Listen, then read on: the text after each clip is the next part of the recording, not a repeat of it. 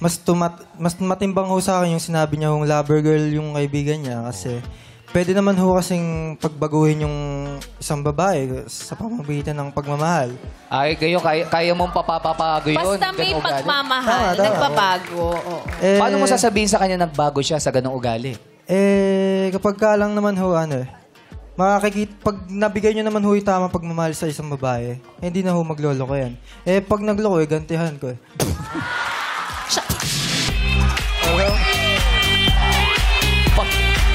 Pag nagloko, gagantihan. So, gagantihan niya na lang. Pag nagloko daw, gagantihan mo. Oh, alam mo na kulhin. Oh, deserve din yan. Oo. Oh. Diba?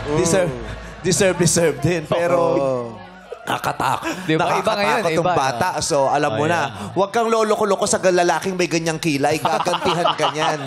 Diba? Parang, bibigyan kita ng pagkakataon na magbago. Pero, pag ginawa mo to, maghanda-handa ka rin. Diba? Mata sa mata. Ay, kilay sa kilay, ngipin